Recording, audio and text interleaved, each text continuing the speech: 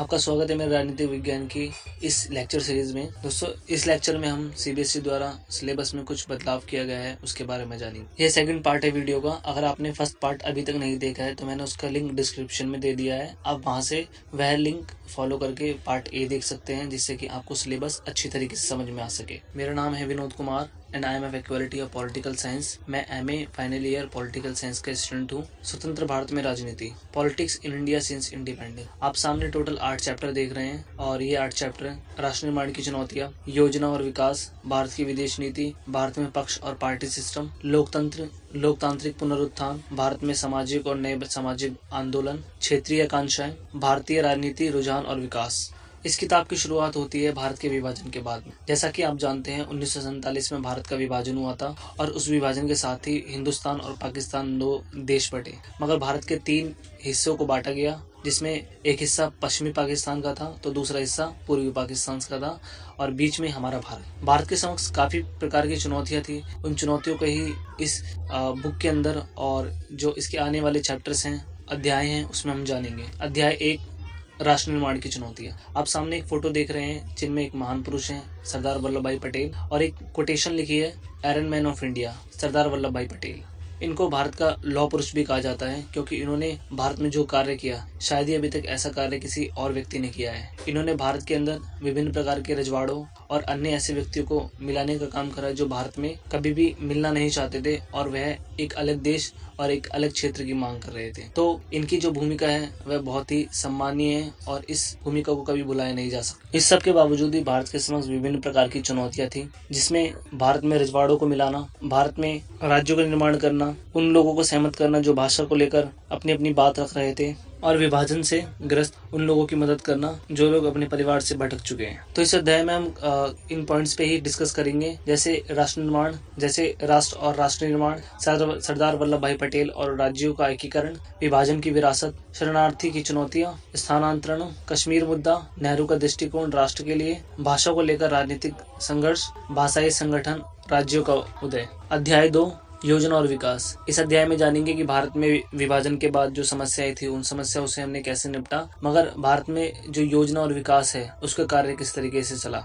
जैसा कि आप जानते हैं भारत में पंचवर्षीय मॉडल को अपनाया गया था, जो कि हमने रशिया से, रूस से अपनाया था, और इससे हमारे देश में कृषि और जो हमारे उद्योग है उन क्षेत्रों को बढ़ावा दिया गया था। तो इस अध्याय में हम इन्हीं कुछ बातों पर डिस्कस करेंगे। भारत के आर्थिक विकास की प्रकृति बदलना, योजना आयोग और पंचवर्षीय योजनाएं, राष्ट्रीय विकास का परिषद, नीति आयोग। अध्याय 3, भारत की विदेश नीति। जैसे कि आप जानते हैं कि आज के समय में हर एक देश की अपनी खुद की विदेश नीति होती है, जिसके आधार पर वह देश अपने आंतरिक और बाहरी फैसले लेता है। आज भारत राजनीतिक तौर पर और प्रशासनिक तौर पर काफी मजबूत है, तो इसलिए भारत कहीं न कहीं विश्व में तरक्की कर रहा है। तो इस अध्याय में हम जानेंगे भारत की विदेश नीति के सिद्धांत, जो हमारे राज्य के नीति निर्देशक तत्वों के अनुच्छेद 51 में दिए गए हैं। सेकंड, अन्य राष्ट्रों के साथ भारत के बदलते संबंध, अमेरिका, रूस, चीन, इजराइल, भारत के अपने पड़ोसी के साथ संबंध, पाकिस्तान, बांग्लादेश, नेपाल, श्रीलंका, म्यांमार और भारत का परमाणु कार्यक्रम। अध्याय 4, भारत में दलीय व्यवस्था और दल। आप इस अध्याय के अंदर कांग्रेस पार्टी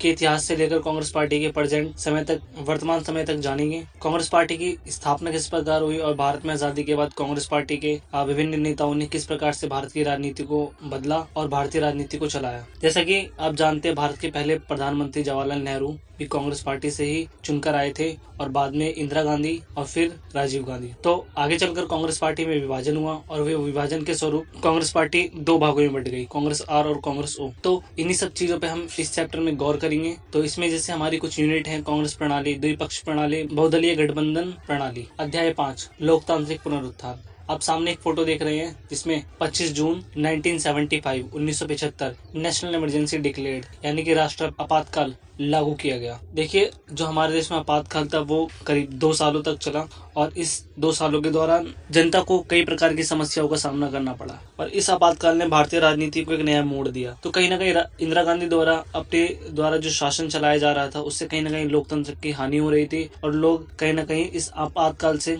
जूझ रहे थे। तो इसी के चलते लोगों ने विभिन्न प्रकार के आंदोलनों को समर्थन किया, जिनमें बिहार आंदोलन और गुजरात आंदोलन थे। बिहार आंदोलन की पैरवी जयप्रकाश नारायण कर रहे थे, वहीं गुजरात आंदोलन की पैरवी मोरारजी देसाई कर रहे थे। इस अध्याय में हम जयप्रकाश नारायण और संपूर्ण क्रांति, राम मनोहर लोहिया और समाजवाद, पंडित दीनदयाल उपाध्याय और एकात्मक मानववाद, राष्ट्रीय आपातकाल, लोकतांत्रिक उन्नति, वयस्कों की भागीदारी, पिछड़े व युवा लोगों की समस्याओं पर ध्यान देंगे। अध्याय 6, भारत में सामाजिक और नए सामाजिक आंदोलन। देखिए, आंदोलन हमारे देश में क्यों होते हैं या किसी भी देश में आंदोलन का कारण क्या होता है। आंदोलन उन स्थितियों में होते हैं जब लोगों की समस्या सरकार नहीं सुनती और लोगों को मजबूरन सड़कों पर उतरकर या विभिन्न प्रकार से अपने प्रदर्शन जाहिर करने पड़ते हैं। जब भी किसी एक समुदाय की कोई मांग पूरी नहीं होती या वह समस्या इतनी बड़ी है कि सरकार उस पर अपना ध्यान केंद्रित नहीं कर रही है, तो उस स्थिति में लोगों को आंदोलन करने पड़ते। तो भारत में कुछ हम आंदोलन देखते हैं, जैसे चिपको आंदोलन,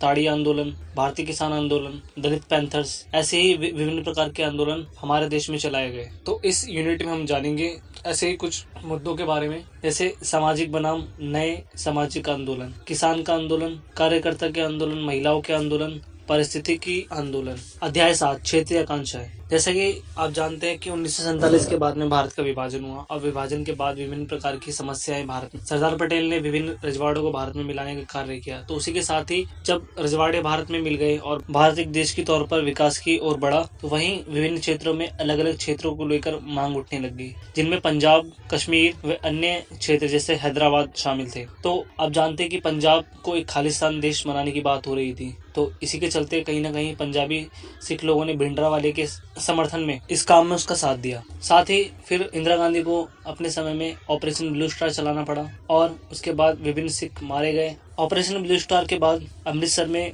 गोल्डन टेम्पल को काफ़ी हानि हुई, उसके विभिन्न इमारतें टूट चुकी थी, जिसके चलते सिख लोगों को इसका बहुत बुरा लगा। तो इस चैप्टर में हम ऐसे ही कुछ मुद्दों को जानेंगे, जैसे क्षेत्रीय दलों का उदय, पंजाब संकट, कश्मीर का मुद्दा, स्वायत्तता के लिए आंदोलन। अध्याय 8, भारतीय राजनीति, रुझान और विकास। इस अध्याय की शुरुआत 1990 के बाद होती है, क्योंकि भारत में 1990 तक कोई भी राजनीति में कांग्रेस पार्टी में कोई भी ऐसा नेता नहीं था जो राजनीतिक तौर पर कांग्रेस पार्टी को दोबारा खड़ा कर सके। इसी के परिणाम स्वरूप 1990 के बाद हम भारतीय राजनीति में गठबंधन का दौर देखते हैं। गठबंधन तब होता है जब 2 या 2 से अधिक पार्टी मिलकर आपस में सरकार बनाए और सरकार चलाने का फैसला लें। तो 1990 के बाद से ही 2014 तक हमारे देश में जो सरकार है, सरकारों का दौर गठबंधनात्मक रहा, जिसमें कोई भी सरकार बहुमत वाली सरकार नहीं हुई और हमारे देश में जो सरकार है उसकी आलोचना भी की गई। तो इन्हीं सब मुद्दों पर हम बात करेंगे इस अध्याय में, जैसे गठबंधन का युग, राष्ट्रीय मोर्चा, संयुक्त प्रगतिशील गठबंधन यूपीए, राष्ट्रीय जनतांत्रिक गठबंधन एनडीए, विकास और शासन के मुद्दे। इस लेक्चर की हिंदी पीडीएफ डाउनलोड करने के लिए आप हमें फॉलो करें Telegram inspiration for you student. आप हमारा फेसबुक पेज भी लाइक कर सकते हैं इंस्पिरेशन फॉर यू, या डिस्क्रिप्शन में जो लिंक दिए गए हैं उन लिंकों को फॉलो कर सकते हैं, और किसी भी तरीके की हेल्प के लिए आप हमें व्हाट्सअप कर सकते हैं। Thank you for watching us, have a great day.